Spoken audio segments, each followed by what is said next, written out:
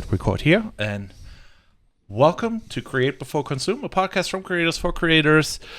And today we're doing something special because this is maybe about creating, but it's more about creating a new future or starting new things. So introduce yourself. What do you do and who are you? Hey, so thank you so much for having me here. My name is Joey Langerbutter. I help expats, digital nomads, Americans, Canadians, Russians, Chinese, whoever, make sure they have a backup plan, move somewhere else. So basically get a second residency, a second citizenship, an insurance plan, whatever. The world is so chaotic right now. And I want to make sure people feel safe and protected and have good opportunities. Yeah, so that is the reason why I was like, hey, you got to come on. Because boy, oh boy, you cannot go onto the internet and every day there's something new going on. And it's not peace and quiet. It's okay, as a foreigner who lives in America but having dual citizenship, being a legit American and everything, the water is changing. It's getting a little bit warmer. It's getting a little bit more, what's going on here? And there's lots of, so I'm not trying to be political today, but I want to talk all about okay, what do you need when you want to start over somewhere else?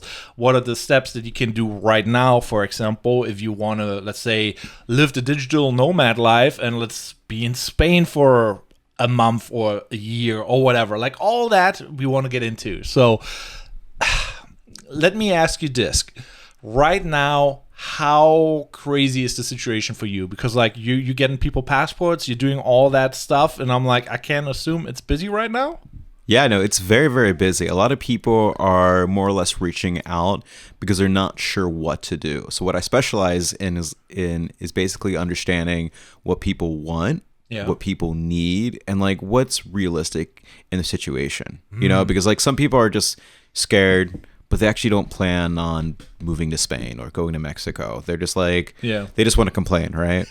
Let's be realistic, again, don't want to get into politics, but people are always complaining. Okay. Yeah. So what I want to do first with clients or people in general is just educate them on what are their options and what, and really what they can do. So at least they know what they can do. Yeah. Because some people have no idea, because crazy statistic, I think it's 70% or 77% of Americans don't even have their US passport. So meaning they've never left the country. They've never even been to Canada, bro. Yeah. So they're scared. That alone, so basically my passport was about to expire and I'm okay, I gotta get myself my passport, because if it's expired, it may be annoying to get it, and I'm before it's getting expired. So I went through the steps, got my passport renewed, and it came in a week, and I was holy moly, they are fast. That's fast. Yeah. Is this for your US passport? Yeah. Okay. Yeah, I'm that. This is crazy fast, because usually it's a 1 to 3 weeks or maybe a month or more, and I'm what's going on? But because it didn't expire, that's my assumption. It went fast through, so I assume it's probably a bad thing to wait. Yeah, no, and there's two different fees that you can pay. One is just the normal fee, and then there's a expedited fee. Yeah, I think I paid for the expedited. But yeah, so talking about the whole okay, starting over and doing the digital nomad, or just being a content creator and traveling from A to B, it is a weird thing about okay, now I have to restart in a new country, now I have to do this, and now I do have to do that. What is your experience with that? Because I see you posting and you're traveling quite often. Yeah.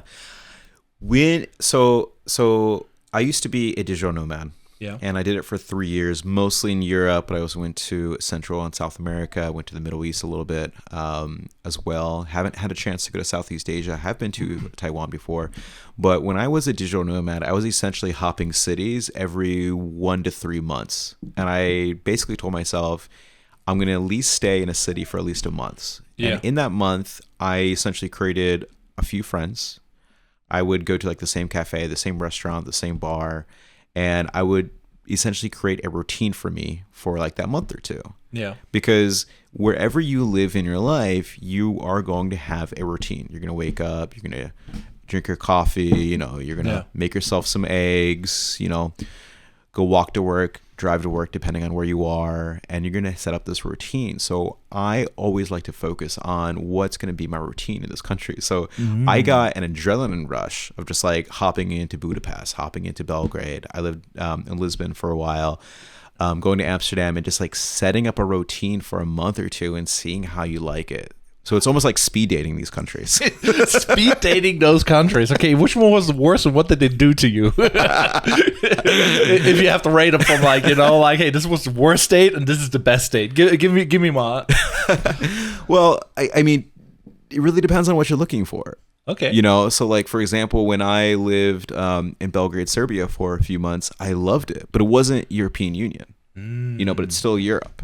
Okay. Right. So like, so what does that mean though? Like when it comes down to like the logistics and all that, like, okay, I'm now in Serbia or whatever, and I'm like, what does that mean now? What's the difference? Yeah. So if you're in the European Union, so you are a citizen of the European Union, and it's basically like, you have like 20 plus countries that are all part of this union, and you can travel in between them, and it's really easy, and it's just easy to go back and forth. But Serbia is basically right on the border of the European Union, and so it's still European, so you still get like the European way of life, but their infrastructure, their mindset is very different than, let's say, like the European Union, which is a little bit more Western leaning, and Serbia is a little bit more Eastern leaning, which that's a whole nother conversation. But it's very interesting to be in a society and in a culture, and we'll get into this a little bit more later, where it's kind of like a mix between East and West, but like you're still getting like that European lifestyle. So like that's what I loved about it. But the infrastructure was just night and day, just not nearly as good as like the US or like the UK or something like that. But it's not nearly as bad as like, let's say, like the Congo or anything like that. By well, that's an example. right. It's still like a developing place. Like, like you'll see some cracks in your sidewalks here, but some places there, like the sidewalks don't exist. But then in some parts of town, like it's really nice. The old town area is nice. Then you go a little bit out and you see some of kind of like the old like communist style buildings, and like that's so anyways, not to get too much in the weeds, but when you go to these countries, you're going to have these stories, you're going to have these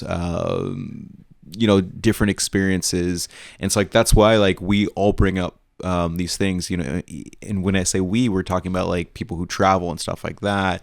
And it could be almost a traumatic experience, because when you leave your comfort zone, and let's say you go to Serbia, you go to the UK, might be a little less, but even if you go to Mexico, might be a little less, a little more in different ways.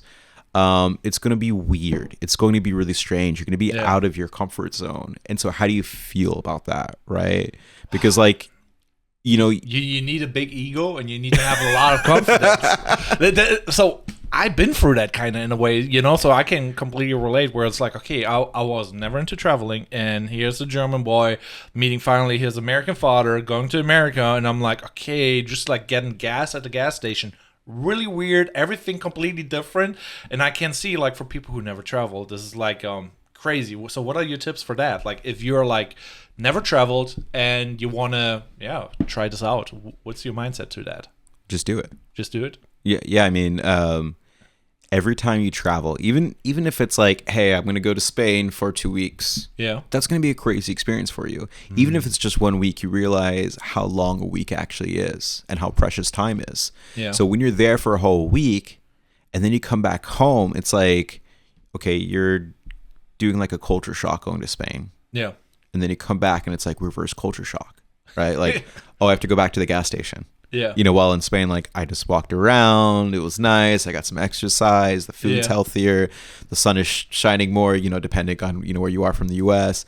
And so it's like something we just kind of have to do, like sometimes I tell people like, hey, just go to Canada.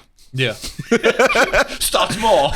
Like, and then like they'll go to Toronto or Vancouver, and they're like, oh, this isn't too bad. Everyone's still speaking English. Everyone's nice and polite. Oh, wow, the streets might be a little bit cleaner, and some parts of Canada might be a little bit more colder, but it's not too much of a a culture shock. And then then I'm like, okay, next go to Ireland, go to the UK. Like, okay, they're still speaking language I'm familiar with, but I'm walking around more. The food tastes a little bit different. The weather, is a little bit different. Like their accents are a little stranger, or extreme. So, if you want to do baby steps like that, then yeah, go for it. Then after that, maybe go to like Amsterdam, where people still speak English, but people are gonna start speaking Dutch, where it sounds kind of familiar, but it's not. Yeah. But it's a different language, So sometimes you need to take those baby steps, like for some people. Talking about baby steps in the current situation, I feel like when the climate changed, there was a lot of people like, I'm going to Canada, I'm starting over, and you heard a lot about that, and I was like, do you really though, and it's like, now we have like current thing like just happened today. Apparently, like the US ID, that's like a giant thing for like getting your IDs and whatever. Yep. They're shredding all the papers. What is like? Why would you shred those papers? And it's basically like, what papers are these? That is so. Apparently, somebody quit, and they are going to the news, and they're like, basically, like, okay, they're shredding all those papers, and it's like that is like news that you get, and where I was like, okay, so if I need my documents from US ID, they might be shredded. So there's a lot of like news like that going on, where it's like, oh, we're building now this thing, and we're pushing out certain people, and then US military getting detained by ICE, yada yada, and then back and forth. Like the news are very, very dark, and so I feel like for some people it's like, okay, it's maybe one step too far, and they are like, okay, I actually want to move, even though they're legit. But they see like a climate change where it's like people are like, no, you need to be US born, for example, versus like, no, you're a citizen, So there's a weird climate going on. And for those people, if you start over, what are the things to start over? Where you're like, okay, you need passport. Okay. So let me walk back a little bit. Okay. Until you explaining like the mindset of people. When people. Because, right. Because so some people are like more scared, and some people are not scared, because like there's a spectrum, and depending on the political spectrum, you may be there and you may be there, and that determines like the steps you're taking. This is going to be such a fun conversation because we're not going to try to get political. But it's 100% political. I'm just like there's landmines everywhere where, like the listeners are going to be like, this person is this, this. But anyways, but like we can't hide from the fact that like this is a political thing. Yeah. And go back from like the mindset of someone like thinking about this, like, oh, should I leave? I would say our situation is very much like a frog in boiling water. Yeah. Okay. I love to use analogies, so just bear with me here. Let me just explain this for some people who don't know this analogy. If you put a frog in, just throw a frog into like boiling water, they're going to get, they're going to get out right away. Yeah. But if you put them in cold water and slowly heat it up over time, they're going to get used to it and used to it and used to it. And before they know it, they're cooked. Yeah. So if you're smart, you'll realize that the water is boiling. Okay. Yeah, maybe it's like it's somewhere there. Yeah. So I'm completely with you, but the one thing where I'm like, some people, they're saying like, no, it's not boiling at all, and I'm like, I will be fine. So they will not even acknowledge the thing. So it's like, so here's my situation. Yeah. And maybe some people will like relate to this, but I grew up here in the U.S. I'm U.S. born. I'm from the Midwest. I lived overseas for 3 years. Okay. I loved it. My quality of life was great. There's tons of benefits. Okay. Yeah. I moved back to the U.S. and one of the biggest reasons was that I wanted to spread the good news. How weird that sounds. I wanted to kind of tell my fellow Americans that, hey, life over here, and like I was living in Portugal, most life over here, it's not perfect, but these are the qualities, or like these are the benefits that I really enjoyed. Like you brought up, hey, I have to go to a gas station and fill up a car. Yeah. Man, I didn't have a car for 3 years. That's a crazy How much concept. did I save on auto insurance? Yeah. like, okay, price that in. Okay, gas, price that in. How much the car costs? Because like, I have so many friends that are like buying like these like huge like SUVs or trucks or cyber trucks for like just Crazy so much money. money. And I'm just like, dude, I can buy like a house on the beach in like southern Portugal. Yeah, with that payment alone, like with that, like, are you crazy? And like for me, like I don't get it. Some people are car people and they love it, and good for them. I'm not saying like that's it's right or wrong. It's whatever. Like that's not my value. Yeah, it's some people's other value. But I'm just like, man, if you're spending $60,000 on that, I'm like, I could spend $60,000 on like a penthouse overlooking like the Mediterranean Sea. Like, I mean, the Cybertruck is 120 or 90 depending on where you get it. I'm like, damn. You can buy a home for that. Yes. You know, like people send these articles all the time about like those like €1 homes like in Italy. Yeah. You know, and I'm just like, dude, you can buy like a €1 home in Italy. Like sometimes I think it's like mostly like in the south, beautiful area, food's great, warm weather. The stipulation there is that you do actually have to put a certain amount of money in it. Yeah. Right. To like remodel and stuff like that. And that might take a few years. Yeah. But like still like that's going to be like the cost of a Cybertruck. And now you get like some cool quaint home in some Italian village. Yeah. That is like a crazy concept because like traveling from A to B is for most people kind of a problem because like not everybody has a lot of money, you know, so some of them don't even travel at all, you know, and then there's like some people who are travel for fun and obviously they have the money to do so, but how do you sustain yourself? Let's say you went to Europe for 3 years. What do you need to sustain yourself and what is like needed to make that happen? Yeah, so I have a client, a good childhood friend of mine, and him and his wife, they're struggling, okay? Yeah. And they were thinking about moving to Germany, actually, because the cost, you know, of stuff in Germany is slightly less than the U.S. Yeah. You don't need a car in many cases. Public transportation is great, stuff like that. There's problems with Germany, of course. Every country has them. Every country has problems. Don't want to get too political. I'm sure you will have much to say on this topic. Not really, but for them and their research and their situation, moving to Germany was better. Mostly because of healthcare, because they had a child who just has a lot of health issues. And I flat out told him, I was like, if you were in the European Union, healthcare for your child would be way cheaper than the US. Like, would you not agree? Safer in schools and yada yada yada. Yeah. Like you don't see any school shootings. Try not to get too political here. Maybe that was too political. Anyways, so for them that was a good option, but like they're scraping by, they're living paycheck to paycheck, and so I had to bring them the numbers. I'm like, how much are you paying in car insurance? How much is your car payment? How much are you paying in healthcare right now? And this and this and this and this and this, and I was like, oh, that's where all your money's going to, and you would be able to cancel that out by moving here. Yeah, that is like also like a weird thing because like let's say if you're in the middle class of America, I don't even know what that is like money wise. I think it's like somewhere in the like I would say like realistically in the 30 to 70K, somewhere in between there. I think it's the middle class. You know, there's maybe more on this side than that side. Some say it's 100K, but it's really depending on where you are on the spectrum. But that type of money makes you rich in another country. You're like top 1%, you know? Oh, that's a whole nother conversation. I mean, like, I've helped people move to Colombia, for example. Okay. And you can get just, like, you can buy beautiful homes for just like a fraction of the price of what you'll get here. Yeah. You know, the food's cheaper. Sometimes people like the culture better. Yeah. You know? And so if you're scraping by here and you can move to a country where just like the dollar goes longer, like you are getting a better quality of life. Yeah. What does that mean for you and your family? So like, I get it.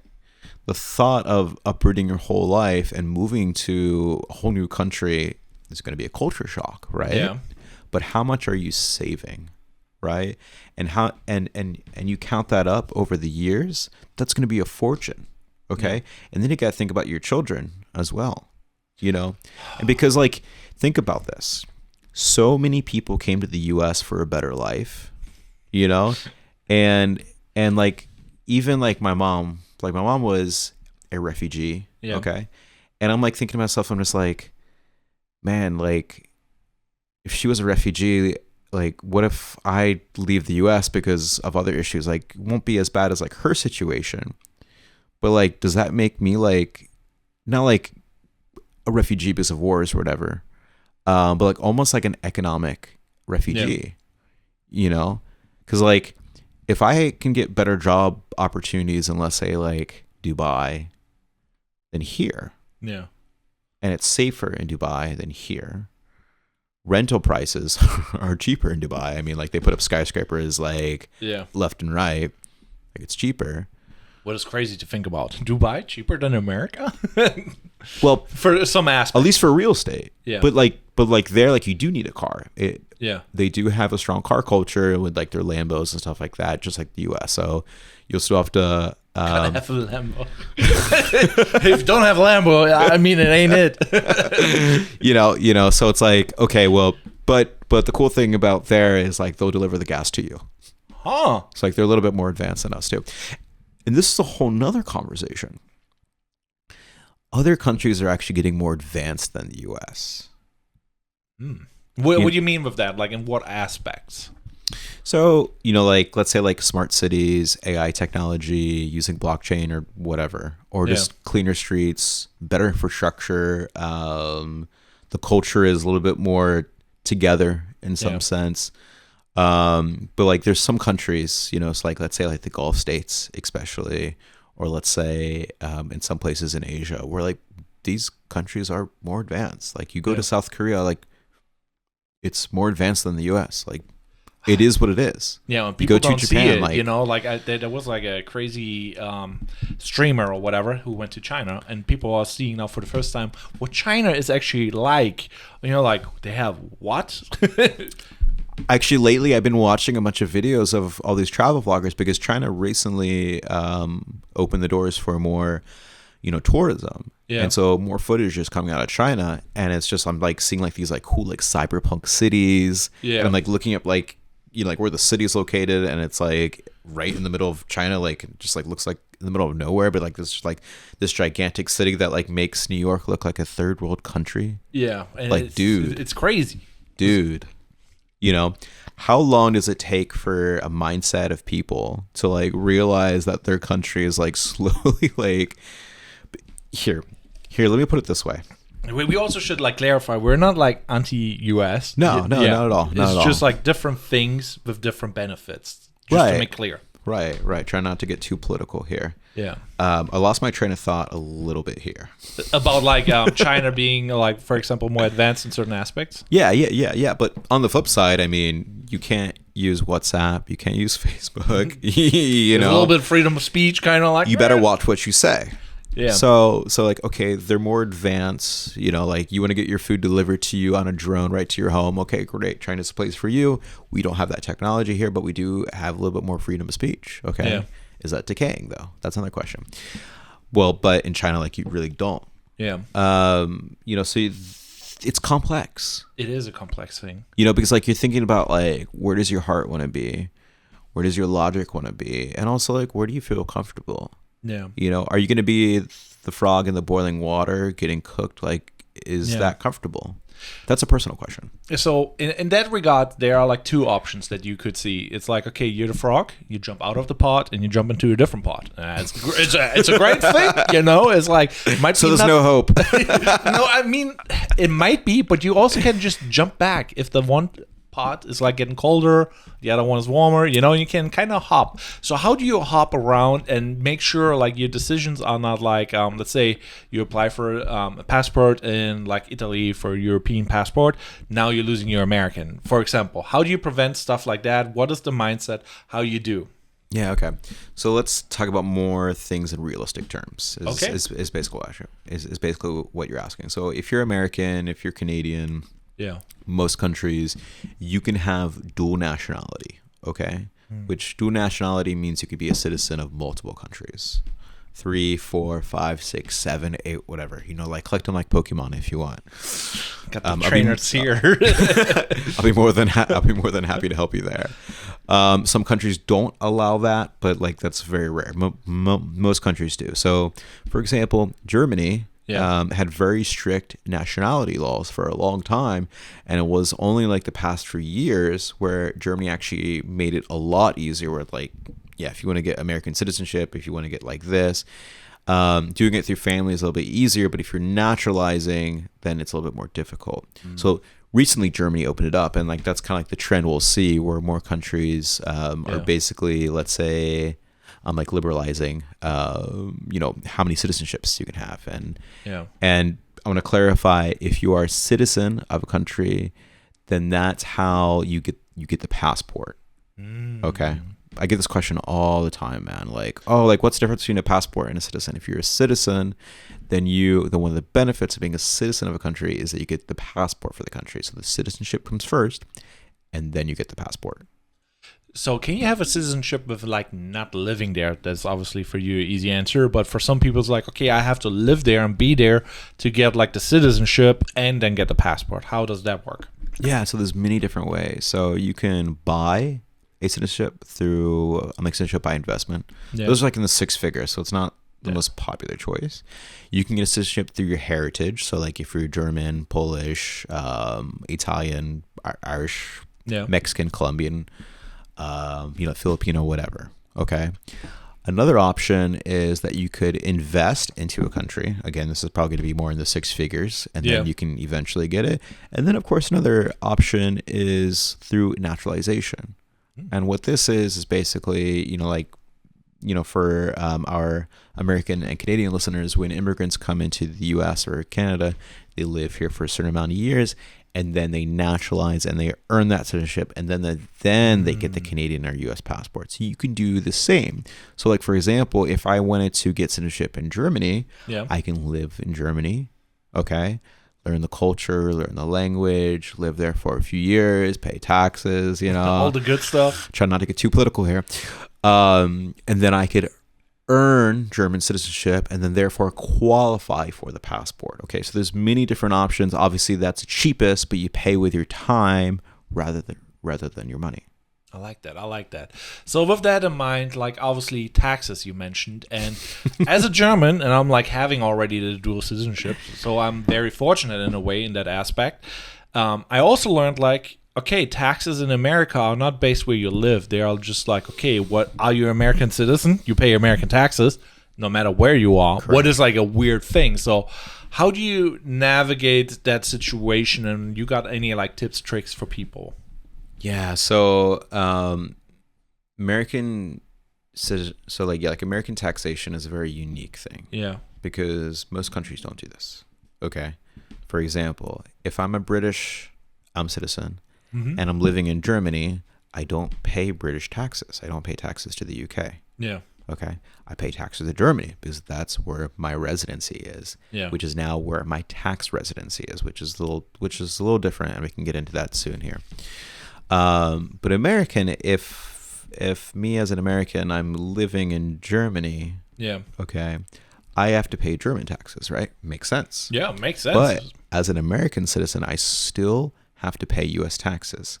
But most countries have essentially tax treaties, which means you won't get taxed twice. Meaning, like, if I earn $1, I'm going to pay tax to Germany. Yeah. And then I will file a return in the U.S. And again, this is not tax or legal advice. And then essentially, if I would pay more money to the U.S. if I was living in the U.S., I would pay the difference, if that makes sense. So it's like... Yeah, so it's a complicated thing, case by case. It's kind of complicated. So like, here, let me give you a better example. Let's say I was living in Dubai, okay? Dubai has 0% income tax, okay? But me as an American, I still have to file in the U.S. Now, there's some exemptions if you're out of the U.S. for a long period of time. You can book a call with me to learn more about that because we don't have enough time to get into that. Yeah. But like theoretically, I would pay taxes to the U.S. even though I'm not living there, and then 0% to like Dubai. Yeah. Is that fair? I don't know, but that's just how Americans get treated. If you're Canadian, you don't have to do that. But with that being said, let's say you are Canadian and you want to live in Dubai or Germany, you have to cut all ties with Canada. So make sure like... Say that again. What?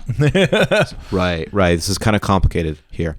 If you leave Canada, for example, you need to get rid of your bank account. Okay. You need to get rid of your gym membership. Okay. You need to get rid of, let's say, any rental properties you have, anything. Don't even have a girlfriend there. Or a boyfriend. Okay.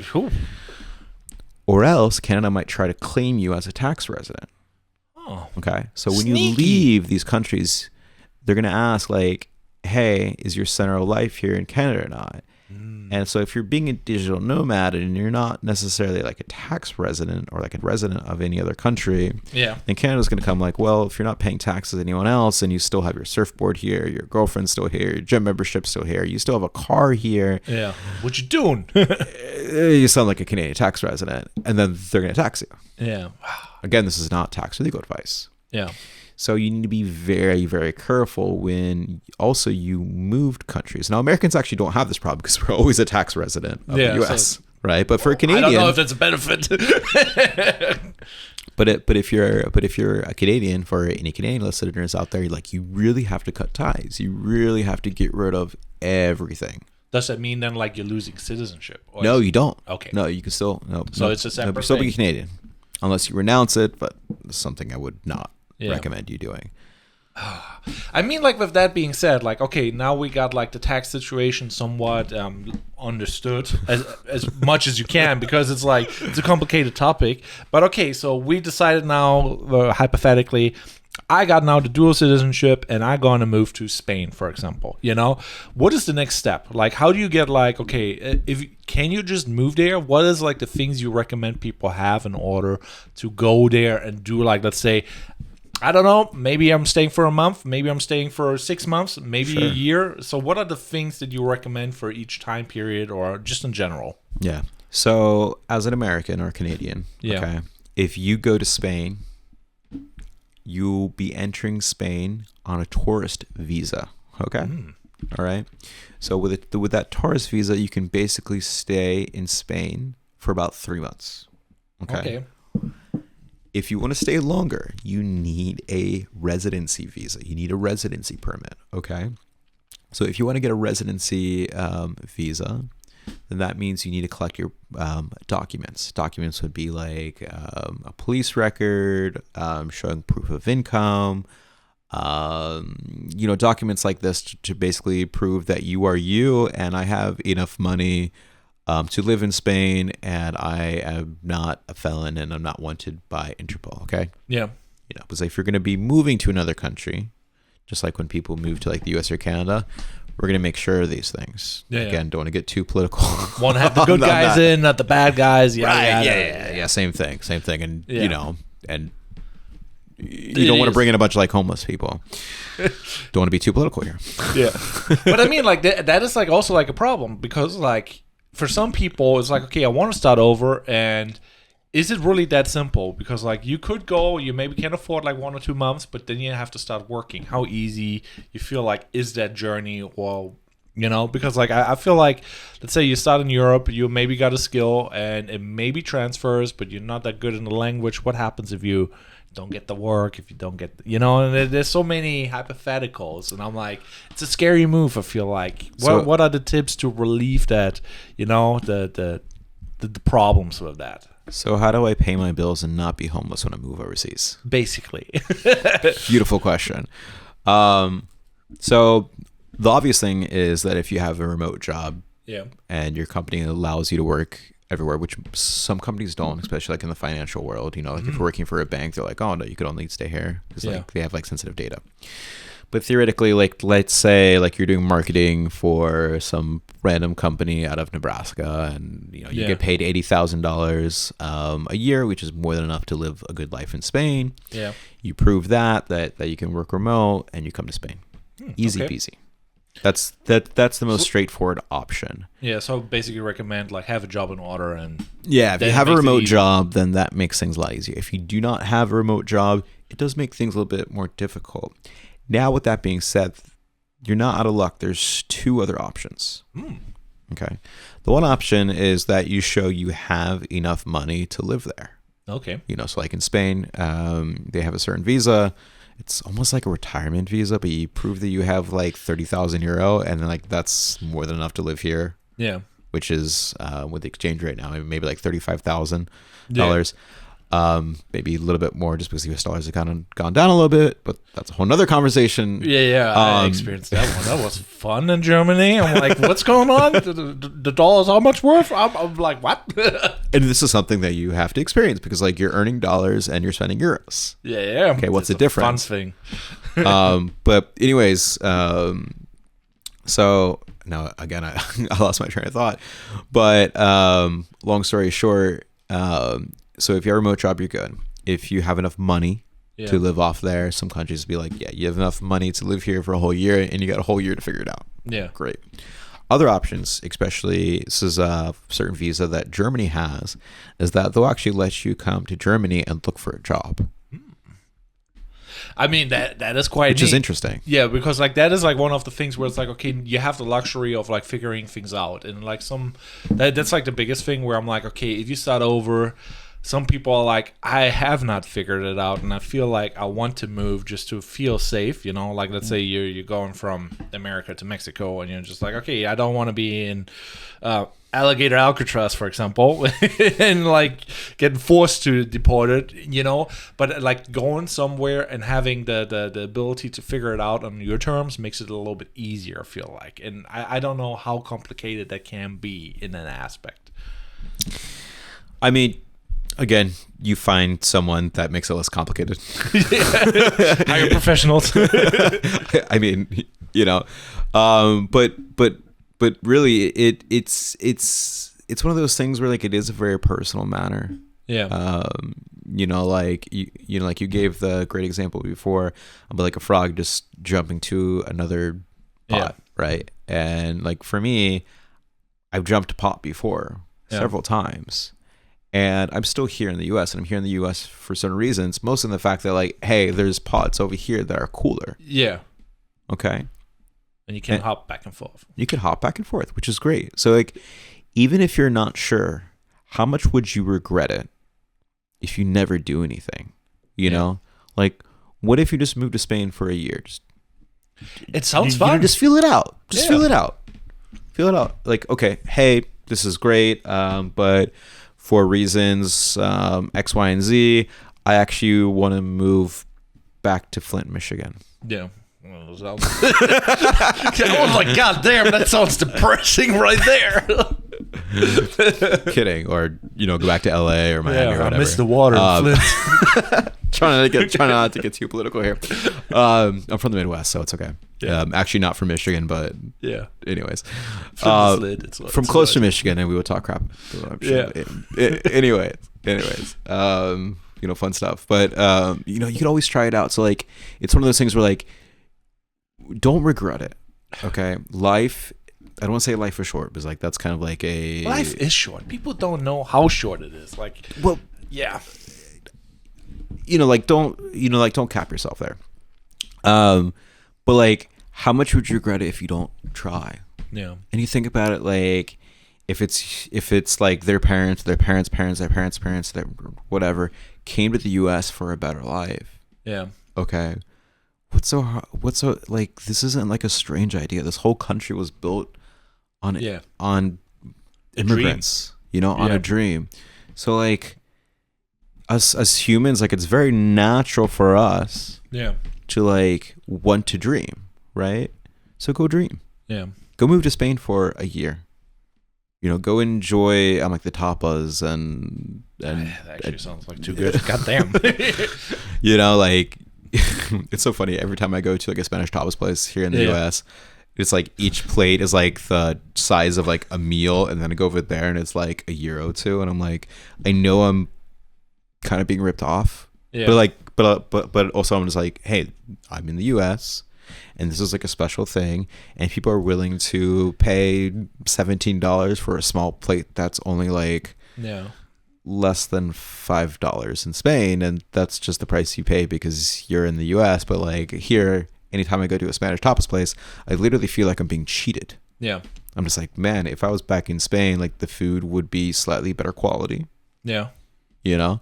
And it would be like way cheaper. So what's that cost difference? True. You know, and how much does that add up over a year? So like theoretically, if you move to Spain for a year, how much money are you saving? Yeah, and that is like a point where it's like, okay, we have that hypothetical, story in our head where it's like, okay, the country goes in this direction, and you might be right or wrong, and in some aspects that can be like, okay, the dollar's getting weaker and weaker and weaker, the euro's getting stronger and stronger and stronger. So if I jump pots, for example, it's like, oh, I'm now in this pot, I'm making better money, everything, like it's not hurting me as much as staying in the other pot. And when the pots are changing, let's jump back, and then there's obviously like Bitcoin, for example, too, and it's like, okay, you have all those pots and all those situations, and I'm feeling right now like this is like where I'm like, the US is like kind of like a little bit in a weird situation where it's like, it's not really nice to be an immigrant, even though you're a citizen. So it's like, eyes will look at you like, what's going on there? It's a funny accent. You're speaking kind of funny there, and I'm like, no, I got papers. And it's like, oh, should I jump ship and just wait till everything like settles in and you know what the direction and the thing is? Yeah, but what if you create a better life somewhere else? Exactly. So it's like, should you jump? Should you not jump? And I'm feeling like right now, like you're getting pushed into a situation where you should jump because like, yeah, we got the school shenanigans. We got the money is not that good right now. Everybody's struggling, and it's weird, import, export, all the above. And I'm like, boy, oh boy, there's literally little benefit to being here besides like the people are great. There is a lot of opportunity because of the people, but that's kind of about it, and that's kind of how I see it, And like, if I would start over in a different country, I do not know anybody there. That would be a problem. The money might be even better there because like I have to spend less, make more, and it just holds the value better.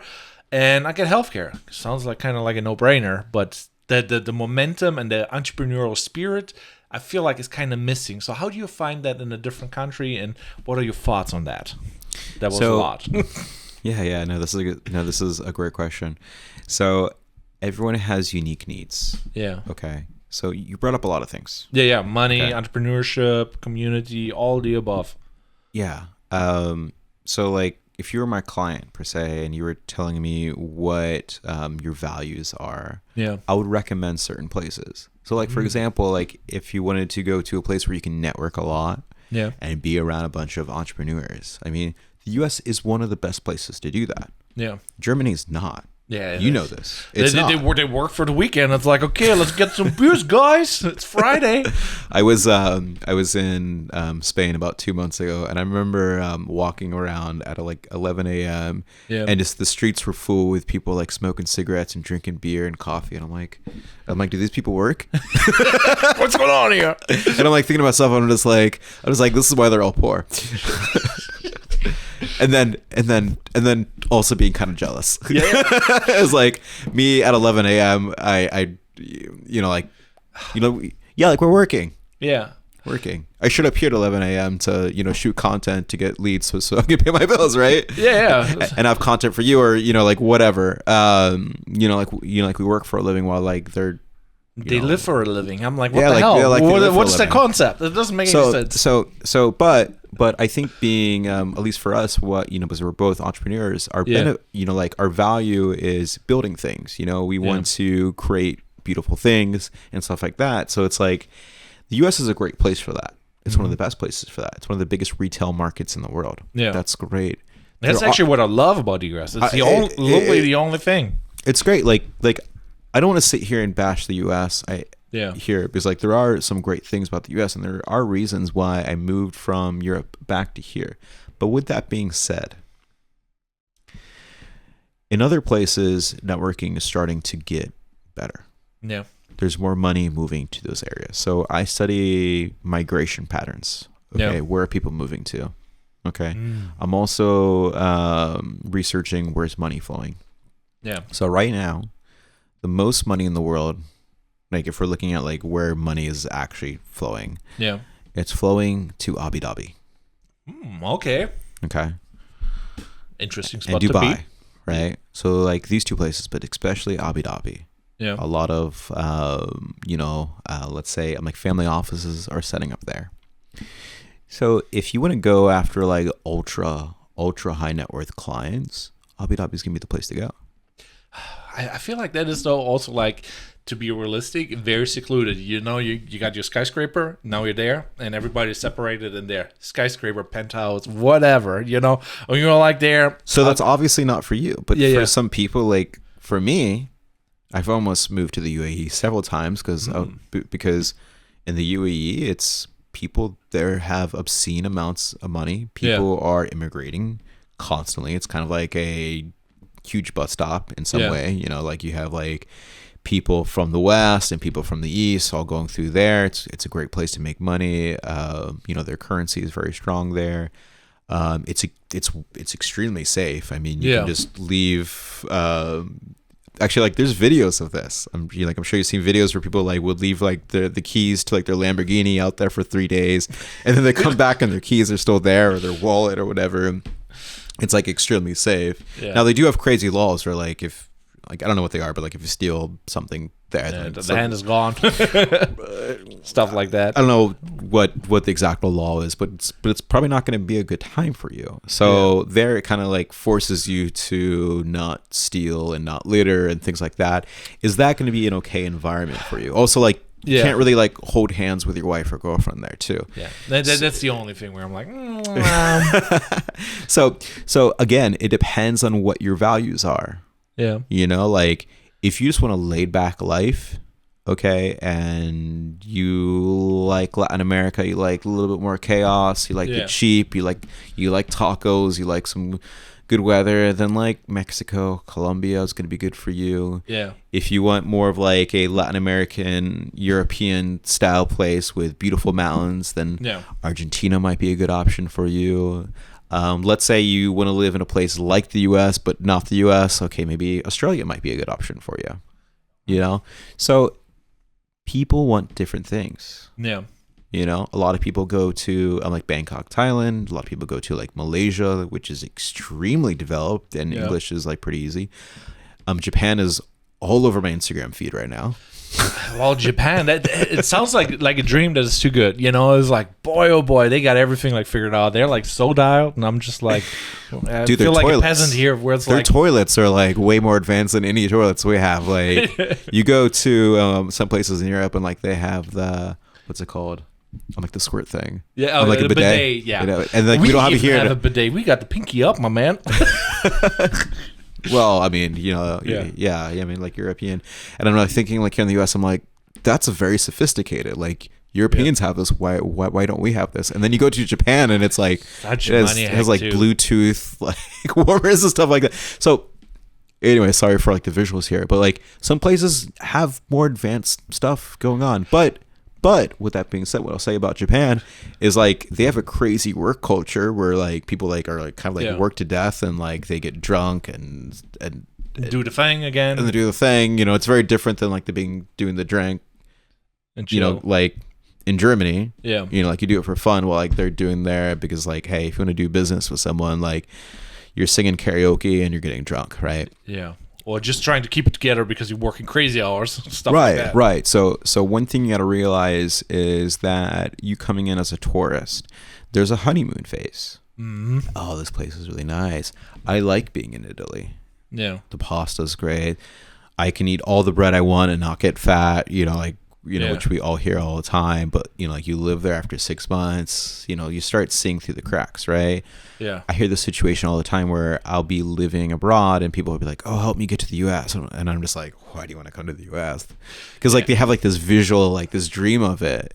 And it's just like a frog going from one boiling pot to another boiling pot.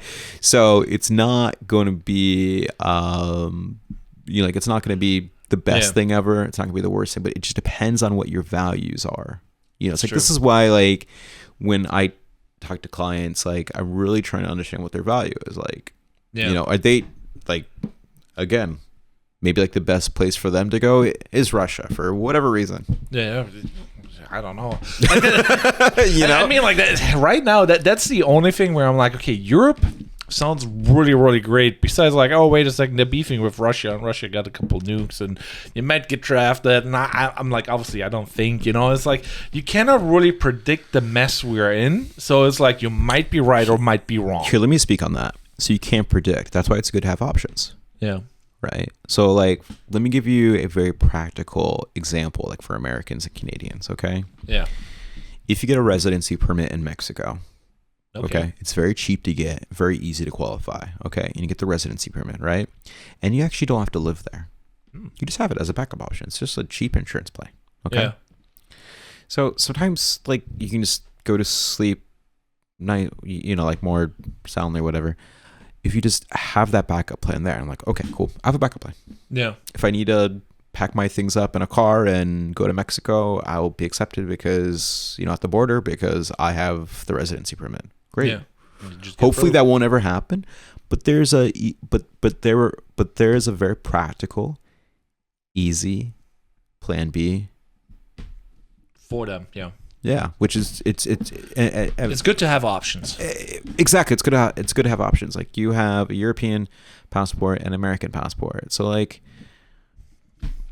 that makes sense. I mean that's that's good. And then like if you're in my industry, I'm thinking to myself, I'm like, oh, you have 2 Western passports. You need like a some sort of like Eastern aligned or like a BRICS passport. And like that gets like into a whole other thing where like, how can I get a Brazilian passport? Right. Fun fact. If you want a Brazilian passport, it's actually really easy to get.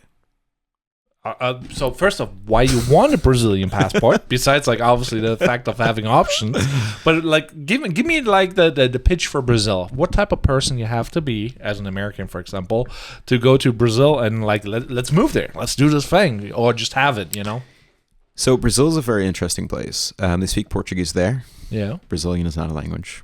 So it was, obviously conquered by the Portuguese. So they have a little different culture than, let's say, like the Spanish-speaking countries. Yeah. Which is quite, people hear about Rio and stuff like that.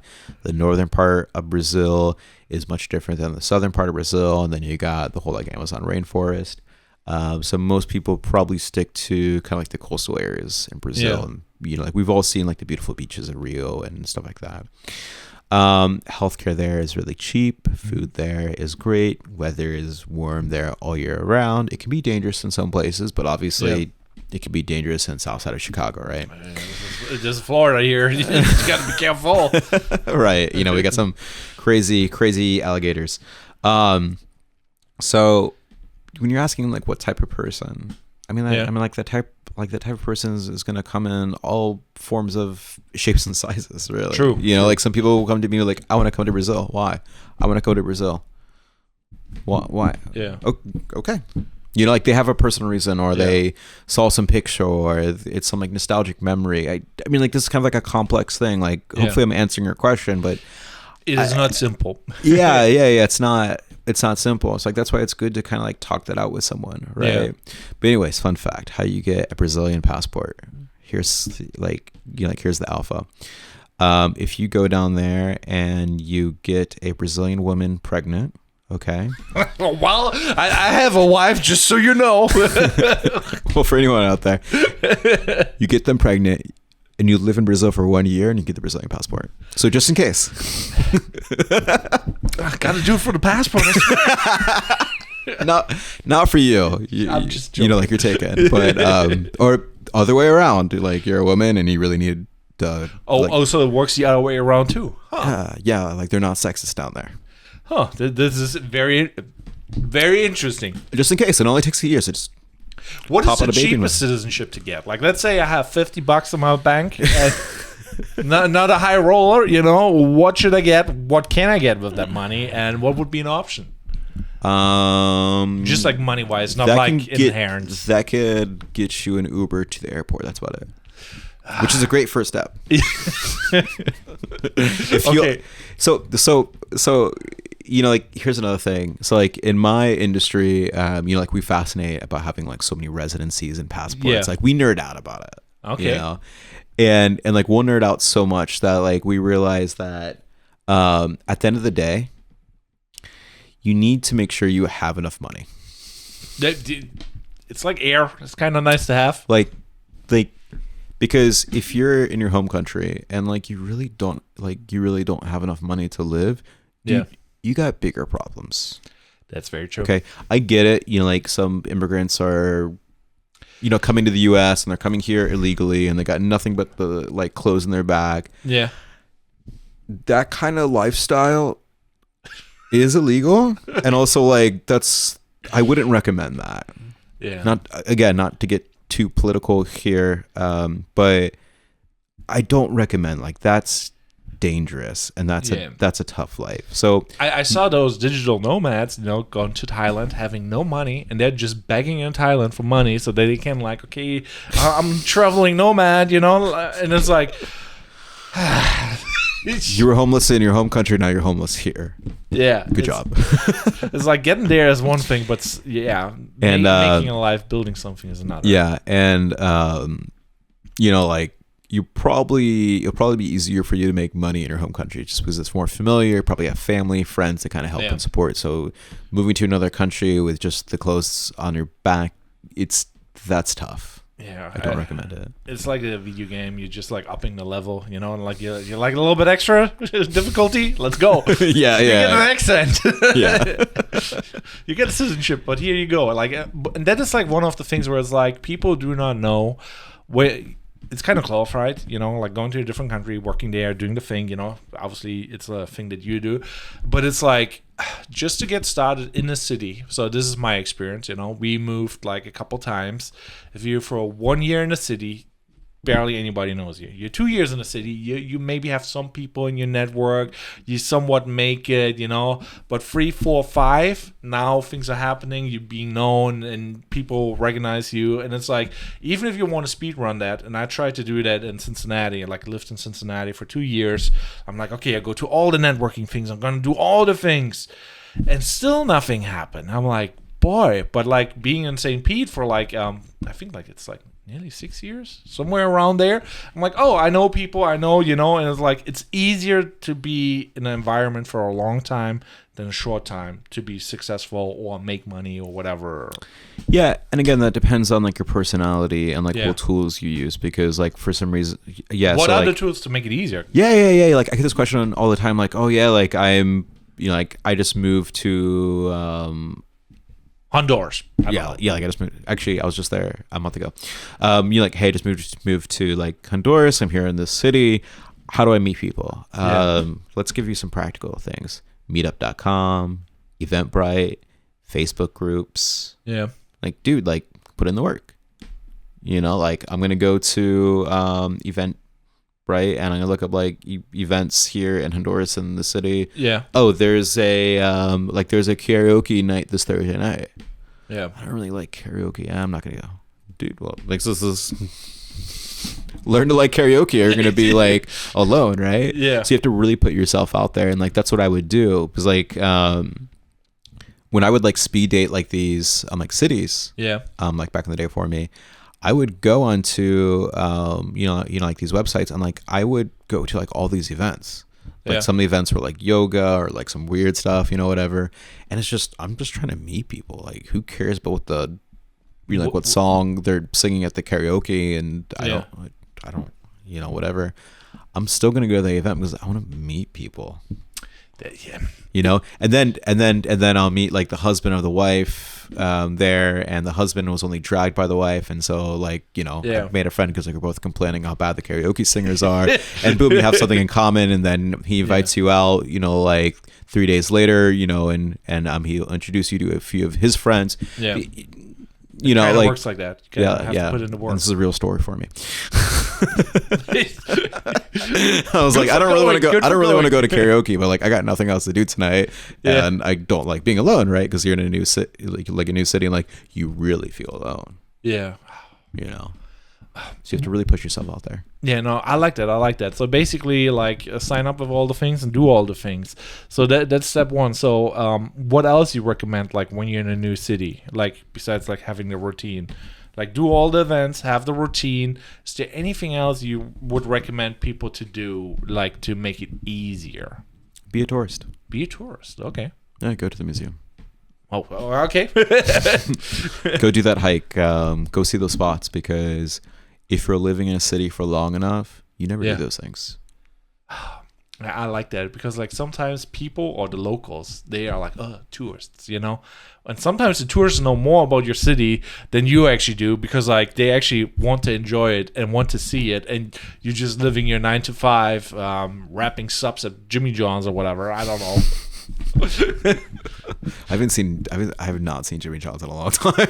I don't know why it came to my mind, but I haven't seen Jimmy John's in a long time. I don't even know if they're still in business. Still better than like Subway or whatever it is. Yeah, that's true. Yeah, it's the little things. Maybe I'm hungry. That might be it. And the sub sounds great. Well, we can grab lunch if you want. Well, we could do that. I love that. Okay, so we got like get your citizenship, figure out work, obviously as a prime recommendation. Then we got the routine. What are maybe like locations you don't recommend? What are the what you should not do? What is the worst thing you can do? The worst thing you can do is not do anything. Oh, so give me an example, like staying here in the U.S. and not doing anything, or like being or like there whatever. Just the worst thing you can do is sit on your couch, look at your phone, and listen to all the news and feel depressed. Yeah, true. That's the worst thing to do. Like I mean, because like, think about it. Yeah. If you take that Uber to the airport, go visit another country, most Americans don't even do that step. So if you can just do that's a great step. Like, dude, like that's awesome. Like you got out of your comfort zone, you flew across, the pond, aka, Atlantic Ocean. You arrived in Spain or Greece or Tunisia, if you want to get a little bit more crazy, and just act like a tourist. I like that. You got out of your comfort zone. I like that. In regards to money, what would you recommend to have? Let's say as an American going to Europe, like are there like, let's say, Bitcoin solutions or money transfer things like, I don't know, like wiring. What's like a money in general? How you deal with that while traveling for a longer time? So make sure you have a credit card that has free currency conversion. Okay. Credit, baby. yeah, exactly. It was like people would ask me like, oh, like, do I have to get cash? And I was like, dude, people use credit cards. Yeah. And actually, Europe is even more advanced like with their credit cards because they have that little mobile tap. Yeah. Where like you just use your Google or like Apple Pay with your phone. Yeah. And I got so used to that in Europe. And so when I came here, I was traveling around without my credit card. I just had my phone. And then people are like, oh yeah, we don't have that, like the tap to pay. And I'm like, why is this country so backwards?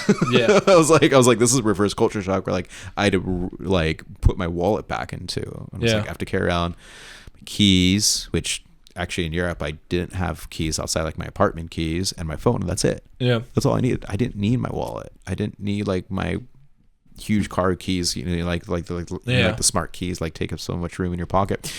Sorry, that was like one annoying like culture shock thing for me. I'm just like, oh, this is Anyways, so yeah, I like that. No, it is helpful because like it is a complicated and weird thing because like I kind of was like toying with the idea of going back to Germany. I'm like, oh, how better or interesting. Oh, so that's why you brought me on. Okay. Kind of a little bit, but I'm like also like I'm not sure about it, because like I do not like going in one pot. And I'm like acclimated to it, and it's great. I like it. It's a good pot to be in, but I cannot predict if they're still cranking it or if they're not cranking it. And before they're cranking it, and I'm getting boiled, I'm like, it might be better to go over there and enjoy the benefits, and then maybe step back. Don't get cooked, right? Yeah, don't get cooked.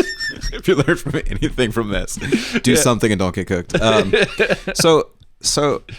Okay, okay, this might be obvious to you. Yeah. It may not be obvious to you. Like you may know, but you may not actually realize you can do this, and the listeners, might not know. If you're a citizen of Germany, there's other countries in Europe that you can live in. Right? Yeah. So what is a crazy concept? I know, for me. I know, crazy concept. Like Europe is big. I mean, not compared to the U.S. Yeah. But the culture, it's big. Like you just drive a few hours and like you speak a different language. Yeah. And here it's like, okay, Walmart, Walmart, strip mall, that is like strip a thing. mall. Like, It's so boring. It's like, okay, the U.S. sounds big on paper, but it's like in culture, it's like, okay, Hawaii is a little bit different. Then there's like certain places, and I'm like, oh, like nature is different, but Yeah, of course. Like New Yorkers are going to be much different than people from like LA. Yeah, there's some different from Texas, but I mean like Italy, German, for example. It's like, what? Yeah, it's like very different. And it's like it's just a few hour drive. Yeah. You know? But anyways, like I'll push back and say, you know, the European Union has a lot of countries that you can live in. Yeah. Okay. And some of these countries have lower tax rates, right? And better business opportunities, right? Some countries have less taxes. Some countries have more taxes. Some have different tax carve-outs for different things. Fun fact, like now the UK, because of Brexit, is not part of Schengen, or like not part of the European Union. But if you're like a poker player and you gamble, there are might be gonna go there. There's certain tax credits for that where you don't pay so much in taxes. Yeah, weird, right? So different countries have different things, or like you were talking about on like Bitcoin for a second.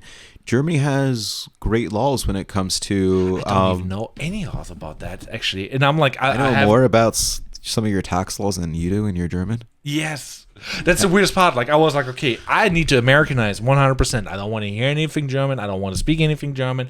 I'm like, whatever. I have no idea about the politics there right there. And the only thing I know is like, I follow the politics in Germany all the time. Anyways, when it comes to like taxes in Bitcoin, from last I read, again, this is not tax or legal advice. Actually, this is just all fun. All hypotheticals here. Yeah. But give me a call. So basically, if you hold that crypto for more than a year, you actually don't pay capital gains. I like it. Well, in the U.S., there's like short and long-term capital gains, right? You gotta hold it for a bit. Right, so it's like if you hold your crypto for more than a year, you don't pay tax after that. And he'll hold it for 3 years and they take it away from you in California. Right, yeah, you saw that. I'm like, that's crazy. Who would live in California? Beautiful place, but like their politics. So different things have different things. So like if you wanted, it's like if you're more of the entrepreneur spirit. Yeah. You want those European benefits. Where can you go in the EU that still likes entrepreneurs? Okay, right? Give me actually a country in Europe that would be like, okay, what is the bee's knees for like entrepreneurship? Yeah. And then give me also like the for living standards or whatever, so that the listeners here. So if you're looking for an easy option, I would say Ireland is a decent option. It's not the best, but it's an easy option. And I'll tell you why. A lot of U.S.-based tech companies headquarters are in Dublin. So like Facebook and Google, they get headquarters there. That's mostly crazy for tax reasons. If that tells you anything. Also, like there's a lot of high-paying tech jobs there. So like that's one option if you're looking for Western Europe. And that's this is baffling my mind, to be quite honest. Like, why would you be in Ireland? Like, it's obviously a pretty country, but Ireland. It's expensive there. It's like it's not cheap. It's like the same price as the U.S.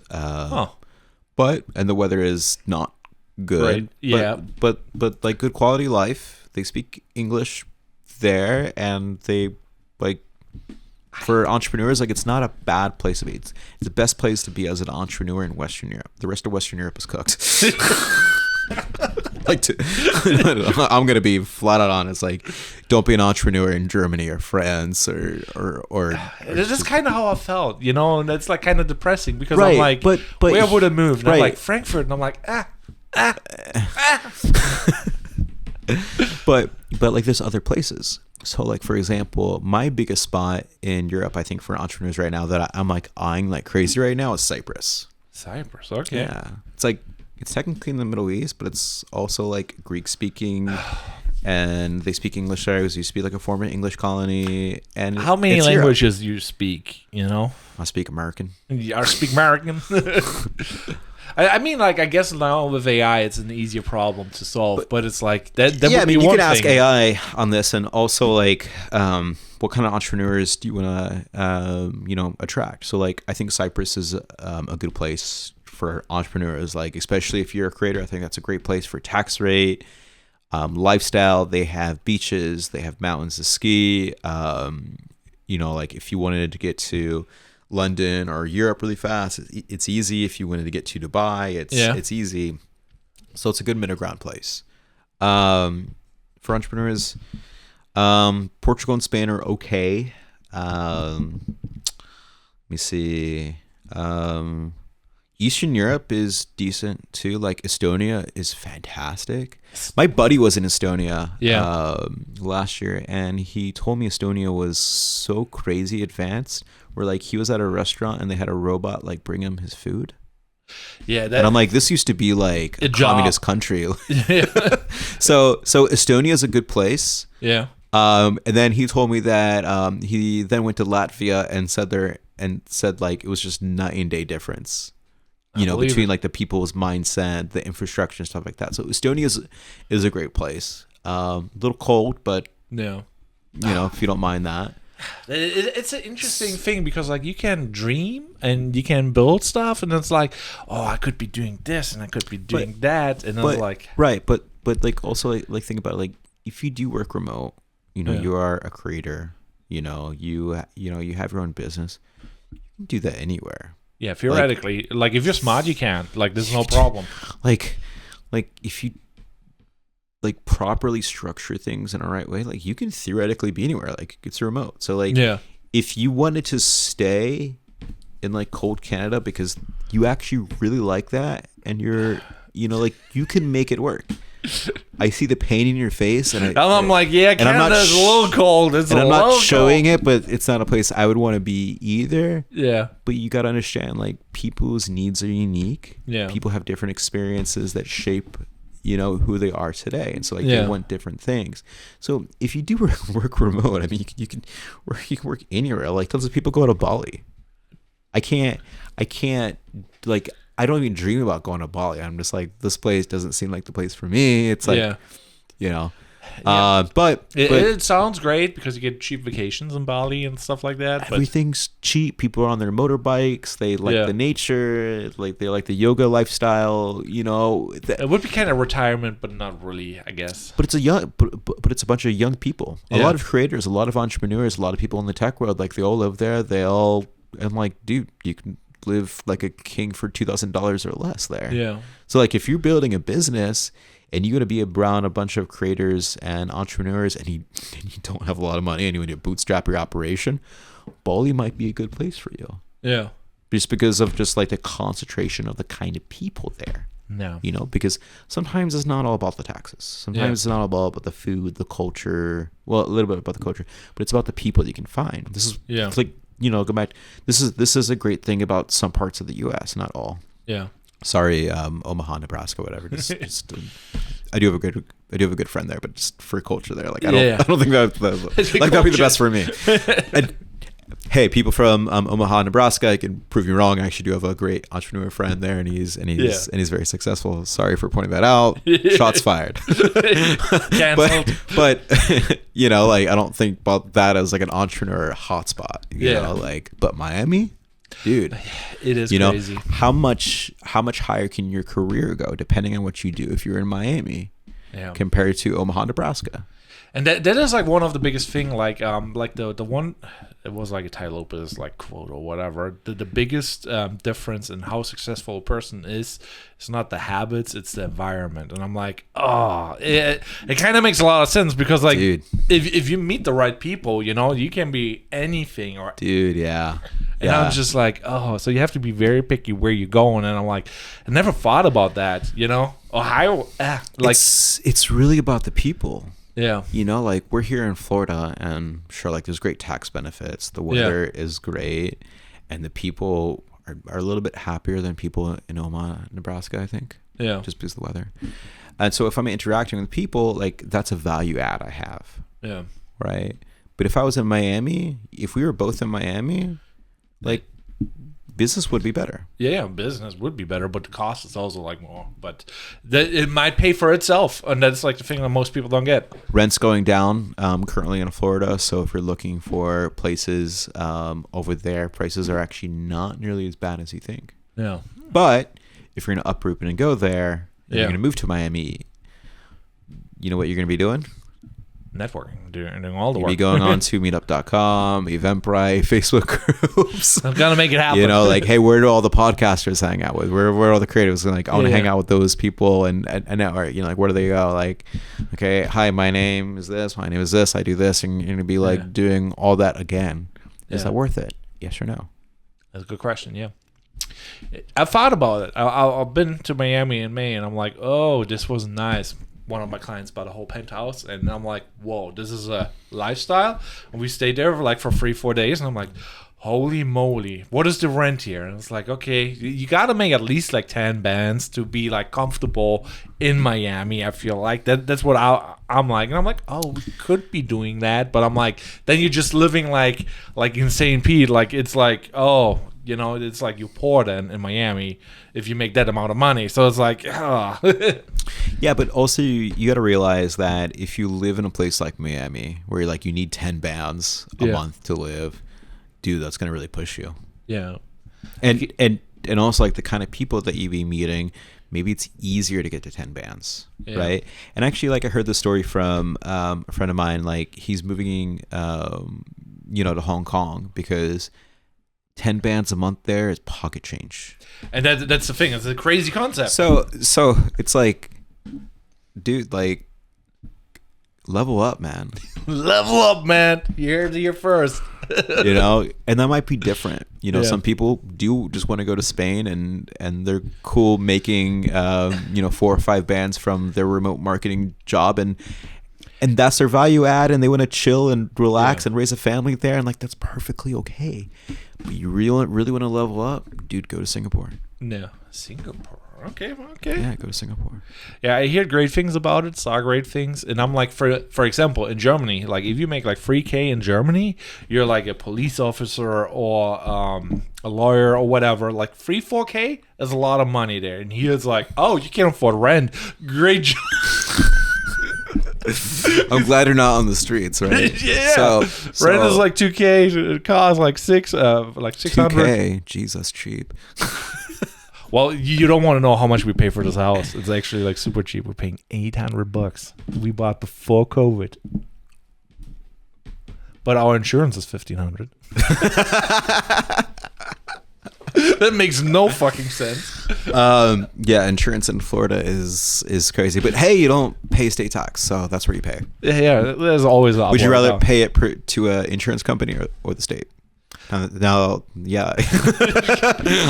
Well, the insurance doesn't want to pay when something happens anyway, so you got to fight them. So it's like, it's always like, everything is complicated. Nothing is really easy. No, you need experts. But, well, I was going to say, like, you want people who like nerd out about this to like kind of educate you on this, because like we all have our stuff. Like, if I had questions about podcasting, like, actually, I did go to school for audio and video. Ooh, I like that. Yeah, I didn't. Yeah.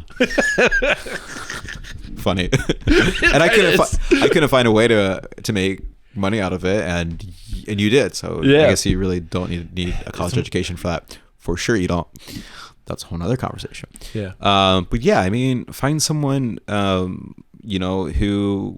educated about this stuff, who nerds out about the stuff, or maybe like they studied about it. Because like, I'm not gonna go to you and ask you like, hey, is this cavity bad or not? You know, like that's not like that's not your expertise. I don't have any cavities. I checked. I'm good. Let me check. I don't trust you. You want to go to experts. You want to talk to people who know this stuff, and they're going to make it simple for you. Yeah. And I feel like you said there, a thing like passion is really important about the thing, because like there are some people who are just like, they're kind of doing it for the money, you know, and then there's people who are like, no, I'm actually living the lifestyle. I'm going places. I'm doing this. And you're traveling. You're doing actually the thing that you're talking about. So it's not like you're just I lived overseas. Yeah. So I know how it feels. Like, there's a human element to it, you know, like just again, like going back to like, oh, I feel lonely because I moved to a new place. Dude, go to meetup.com. Yeah. You know, like that Tinder. Travel hack right now. Don't even have to pay rent if you're really good. It's a joke. Is it? Yeah, or like Bumble has like the what is it? like buddies thing or friends thing. We could find friends. I don't know. Like, That's kind of sus. that's weird to me. Like I'm not looking for friends on. Yeah. Oh. Yeah. This is like one of those things where it's like, yeah, you can only make it worse, I guess. But it's an option for the singles out there. Yeah. Good on to Colombia. Anyways. Yeah. Oh. Yeah. With that being said, like, where can people find you? So I'd say probably the best place is contacting me on my Instagram. It's probably just the easiest right now. So what's your name? So my Instagram handle is Joey Youssef. So that's JoeyYusef. Okay. Like, I will put it in the description as well, but for the audio guys on Spotify. Yeah. So, and how can you help people? Like, what are the things where you help with? Like, what are actually your services that you provide? Like, so that they know, like, oh, he does exactly this and that. And yeah. So basically, I can help people set offshore structures, companies, like foundations, trusts, bank accounts, driver's license offshore. Also, mostly what we're talking about this in this show is helping people get like residency permits. So like, almost like the equivalent of like a green card. Right? Yeah. Like basically the same thing, but like the green card equivalent. The European version or whatever. Right. And also helping people get like their second citizenship, if that's through they're paying for it, through their heritage. Yeah. Anything offshore.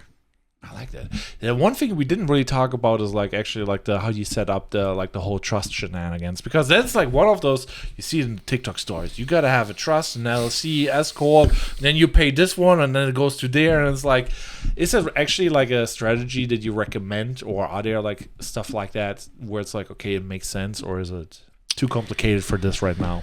It's definitely too complicated for this right now, and it's definitely very unique. Yeah. But it's good to have the proper entities for legal protection and access.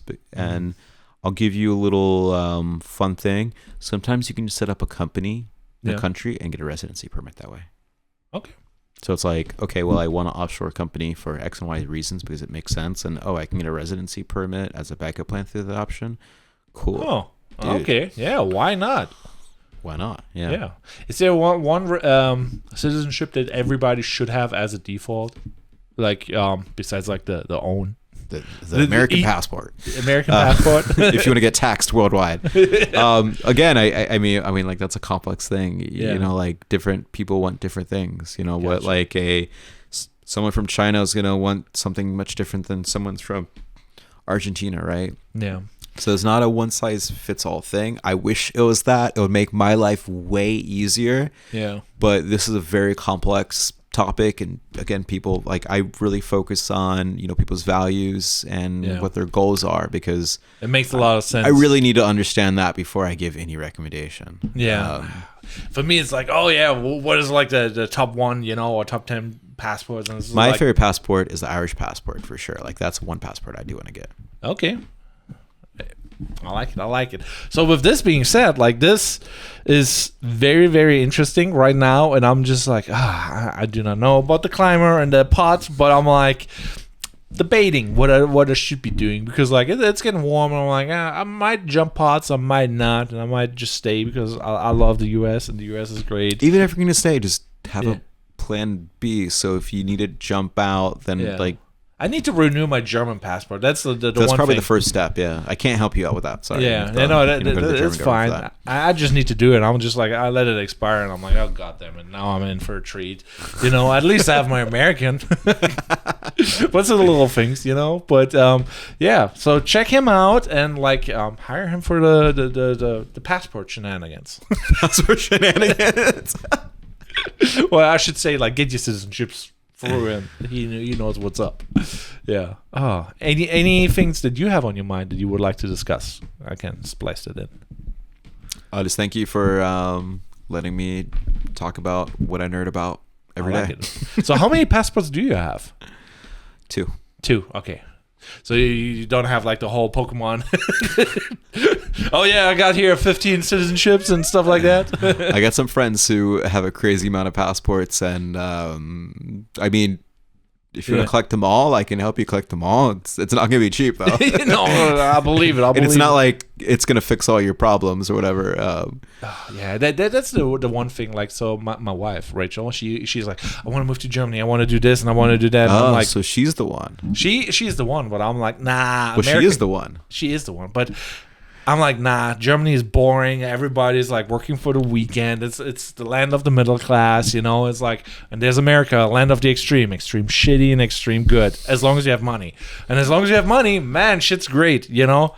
So it's like, oh, you hit your hat. What happened to her was her worst nightmare, going through a severe accident and being in America, and that was her thing to wanting to go to Germany. I hear this all the time. The healthcare is the biggest reason why people go to the EU. Yeah. The biggest reason, if anything. And if you're under 30 or under 40, somewhere there, you don't really need healthcare if you're lucky, you know? So it's like people push it away. And I'm like, oh, now you get into the age where everybody gets shit. Like, it's like after 30, 40, like, oh, no, the back hurts, huh? Or no, this hurts, or, you know? So you get all those problems, and healthcare becomes kind of more important, you know, or raising kids and all that stuff. And it's like, yeah, that's expensive. Yeah. That's so expensive. And I mean, like, you know, like we can talk about big pharma too and how they always try to keep you sick.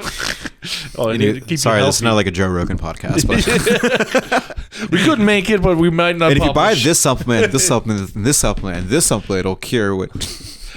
That goes into entrepreneurship so badly. I love it. But dude, like that's another thing. It's like here in the US, like they like any solutions or like any problems you have. Like you have more problems and there's more solutions. Meanwhile, like I feel like I go to Europe and I'm like, because like, dude, like I take like 15 different supplements here, and when I go to Europe, like I don't feel like I have to take any. Yeah, dude, how much am I spending on like vitamin D, vitamin A, K2, ashwagandha? Like why do we need all this stuff? And we all buy it. And the craziest thing is, like, there's no regulations for certain supplements. So for as an entrepreneur, like, oh, this is great. I can come up with my own supplement, and I just shred the table, throw it in there, and call it like creatine, for example, would be legal. There's no requirement that there has to be any creatine in there, whatever, because it's a supplement. So obviously people, when they figure out there's like wood in there and that's it, they're upset. So obviously you want to be a good entrepreneur, but it's like, it's so easy to be an entrepreneur in the US because of loose regulations. But in Germany, oh, you don't have a license for that. Oh, you don't have a kitchen for this. Oh, you didn't went for school for 3.5 years for this. Oh, you didn't do that. You cannot do it. It's like, again, what's your values? Yeah, what do you value more? Do you value a place that has less regulations, or do you value a place that has more regulations? Not to get too political, but like that's something that's very personal to you. Yeah, and it is an interesting thing. Like, yeah, in Europe you don't need much, and there is not much, but here you need much, and there's not. It is complicated. Make your money in the U.S., and once you make your money in the U.S., go overseas. Yeah, it seems about right. It seems about right. Go make your $1 million in the U.S. and then time to bounce, and then go to Spain or Mexico and and live like a king there. And I actually was like thinking about making a creatine package, you know, like because there's no regulations, and like one of my clients, he has like, oh yeah, I make $40K every month from like a supplement on Amazon. I'm like, what? $40K passive, not doing anything. And I was like, oh yeah, it's just selling. And it's like, obviously he's a doctor and whatever, so it sounds better when a doctor makes it than me. What makes sense, but hey, there's marketing. Like, is this a cavity or not? It's kind of it's crazy what's doable technically and how realities are different. Again, we are humans, and there's a human element to everything we do in this life, and I guess AI is gonna handle everything soon. Yeah. Maybe not a good reason to be in Europe because universal income and all that. And here's like, oh yeah, UBI. Actually, I was talking to some friends about this. I was like, we better use AI right now to make as much money as possible these 5 years, or we're gonna be stuck on UBI. Yeah, well, yeah, that's the thing. Which, like, I didn't even think that was gonna be the case a year ago, but just like seeing all the crazy stuff that AI is doing, because like this is totally AI right now. We're totally not real. Yeah, no, it's so there's an aspect to it where I'm like, okay, you saying 5 years? I'm like, next year or the year after. That's how I see it, because like the guy with the penthouse, I saw shit that's automated where you're like, what? So there's a lot that can be replaced right now where I'm like, oh. Yeah, I can just have AI generate this whole podcast for us. Yeah, it'll just cost a couple credits. Learn everything about you. Learn everything about me. Yeah, and you can automate it. And it's like, automate it. So why do we need to do this? Like I've been on a beach in Spain. Yeah. Oh, but we're real people doing real things, so we're legit. But we want to build things because that's how we get meaning in life. And so if AI, anyways, we don't want to get too dark or too political. This is when like Joe Rogan's like smoking. Talking about like this. Aliens, Epstein, all that. Epstein off. Anyways. Yeah. But yeah, so yeah, okay. Thank you. This might make the cut. It might not make the cut. Yeah. Oh. If you pay certain credits, you can get the special. Yeah, the special deluxe edition. Be a huge fan. Yeah. God damn. But yeah, that was about an hour and 30. Thank you so much. Of course, absolutely. But yeah. Oh. Boy, oh boy, oh boy.